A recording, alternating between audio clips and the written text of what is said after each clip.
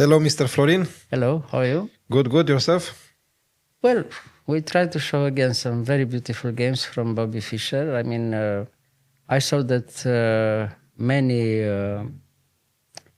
chess lovers, I mean, our friends from YouTube are really very interested to see more games from Fischer. Okay. Yes, yes. We'll true. show many games from Fischer again, you know. Perfect, Very perfect. interesting, each one of them. So here is against Larsen. Here to start with is a game I played in 1958. I mean, Bobby was very young, a little bit less than 15 years old. I mean, you can imagine, 14 years and something. Yes, a child, you know? But a very talented child, you know, a prodigy. So they played a Sicilian. Just to start with this idea, it was already a little bit dangerous to play Sicilian with black against Bobby, because afterwards it was clear that he was probably the best player ever to play with white and with black Sicilian, you know. Here is against the Sicilian, against the dragon. So, okay, after bishop e3, bishop g7, f3. So here, well, first of all, yes. it's not good to play here immediately knight g4. If black plays knight g4, yes, he's losing immediately after bishop b5 check. It's already finished for black, you know. Loses material. Bishop knight g4 is a very bad mistake. After bishop b5 check, black has a very bad position. It's probably already lost, you know. Because this cannot be defended. Yeah, if he plays something in d7, the knight, well, after knight c6, white takes, and it's okay. It's finished. Yes. So it's like this. Okay, but everybody knows knight g4 is very bad mistake. Bishop g7. Okay, and now everything is theory. f3, castle, queen d2, knight c6, bishop c4. Well, right now, after bishop c4, black took immediately in d4. This is one of the main lines, you see. If black plays something else, usually black has to play bishop d7, queen a5, rook c8, fc8, or rook ac8. One of the good examples is my game against Geller, you know, in Moscow in 67. Okay, white won, but it was a very complicated game, you see. All right, so after knight takes d4, bishop takes d4, bishop e6, bishop b3, the best move, and queen a5. And starting from here is move by move. You know, white tries to attack very quickly on the king side. Black tries to come very quickly on the queen side, you see. And we'll see what happens. So, castle. And what did he play? b5. Okay, b5. Everything theory until now. King b1 and b4. Okay. And after b4, of course, knight d5. And here, black took with the bishop. If he took with the knight, white is still, you know, clearly better. After knight takes d5, e takes d5, you know, bishop f5, yeah, bishop takes d7, g7, and so on, you know, it's clearly better for white. Comes very quickly, g4, h4, queen d4 check, you know, white comes very quickly in this line. But all right, he took with the bishop, and here Fischer took with the bishop. And now everybody knows that the best continuation for both, I mean for white first of all, is to take with e, you know, with the pawn. I mean, instead of bishop takes d5, pawn takes d5, and now of course black can't take there because he's lost, so he has to move something, you know, queen b5 for instance, starting the idea on the queen side very quickly. But after queen b5, rook h e1, you know, this is the main line, theoretical line, you know. Yeah, and now e5, a5, trying to push the pawn very quickly. Yes. And now white plays simply queen e2, and is clearly better for white, you know. Two bishops and clearly a better position. Because he has to... He has to trade, it's clearly better for white, you know. If he goes back, he loses the pawn, simply the pawn from e7, of course. And now, in all variations, white is better. But it's not so spectacular, probably like in our game, because the first moves from here, Larsen will overstep a little bit the limits, you know. He'll play very very risky with black, trying to play for win, of course. So, okay, he took with the bishop and rook c8. Now, this is all, okay, in my opinion, it's, he could play better, let's say it's not really a mistake, but he could play better, like this. Instead of rook c8, simply knight takes d5, and now when white takes in g7, is a very good, very nice move and very natural, knight c3 check. I mean, trying to trade all the pieces, you see. And if he succeeds, to trade all the pieces, black is okay, Because now the problem is white can win a pawn, you see, but it's a little bit risky because then white has no, very good attacking chances very quickly, and black takes a little bit of the initiative on the other side, you see. So, for instance, now he could take.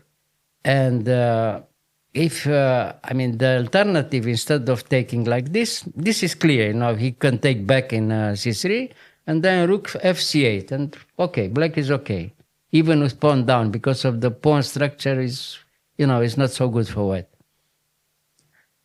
But here, after bishop takes, knight takes, bishop takes g7, to see until then, okay, takes in g7, knight c3 check, white can take with the pawn, you see. Yes. And now black takes in g7, c takes b4, and now rook b8. And black has something tactically, it's not clear if it's enough or not, but it's very nice for black because at least he can't be attacked himself, he tries to do something on the queen side, and he's not under attack on the other side. Very complicated, of course, but it was better than in the game. We'll see why, you see. So, all right, coming back to this interesting position, black played rook c8, trying to show that he is better, very quickly. The idea for black is to push the queen, to put the queen in b5 and double the rooks on the c file and come very quickly with the pawn a7, a5, a4. This is the idea. Yes. But it's a little bit long. We'll see. So, okay, rook c7. White retreated the bishop very well, Now has a strong bishop on b3. And we'll see in our game here, this bishop from b3 gives the final blow in the game, you see, at the end, much later, you see. Okay, so now everything is clear. White tries to come very quickly on the king's side. Black has his counterplay on the other side, Who comes first? This is the idea. Yeah. All right, so okay, h5. Now, black has to take in h5 or continue immediately with a5, let white take. The idea here is like this. If he takes immediately, Yes. Yeah. Then white can play very well already. Bishop takes g7. Now, if he takes back with the knight, he's probably already very, very bad, because now queen h6 and is almost, decisive for... now everything is forced afterwards. Now, knight, for instance, queen h6, knight h5, he can play g4 or he can play even rook d5, also very unpleasant, Okay. And it's probably almost lost already for black, you see. Yes. And it's coming very quickly. So if you don't take in h5, then you have to do something like in their game, rook c8 very quickly. So, okay, now it's move by move again, you see. So, okay, he took in g6, and now immediately g4, of course. So, a5. Now, he threatens to push a4. Okay, white can't move one pawn on the queen side because it's already very dangerous if he moves the pawn, So, has to continue the idea and play g5, of course, And after g5, everything is forced. Knight h5, and, okay, rook takes. Normal, you see. So, has to take back, of course, And now g6. Now we look at the position. White sacrificed the exchange, but has very strong initiative, It's very dangerous for black already, So black could lose very quickly here. He continues like in their game, but if he plays something else, he could lose even quicker, the position is very, very dangerous. Exchange up for black, but white has complete initiative, you see. So, right, e5, the last hope to have something. We'll see why, you see. The alternative was to play e6, but after e6 is already, again, very, very dangerous because white continues. He takes there in f7, and the attack goes on, after e6. Okay, after e5, again, we'll see it's move by move. So now he took there, okay, king f8 and bishop back. Now he threatens already, queen takes d6 and wins immediately, So the game continuation is practically forced, d5, the last hope. Now the idea is if you take with the queen, you don't have so much attacking chances, Okay, even here is much better for white, but it's not very clear yet, I mean, you don't give mate or something, for the moment. But white can play e takes d5, very strong. So now what to do? Rook f7. I mean, he changes the plan, he tries to come with the rook there, hoping that at least he can have some counter chess. But it's already too late, we'll see. After d6, everything again is forced because he's attacking immediately the rook. So has to put the rook there because if he played rook d7, white, if he doesn't see anything else, he can take back the exchange and completely winning position. After rook d7, bishop e6, for instance. Okay, he's totally winning for white. Okay, this is the last hope. Rook f6, bishop g5, and queen b7. Okay, what can he do?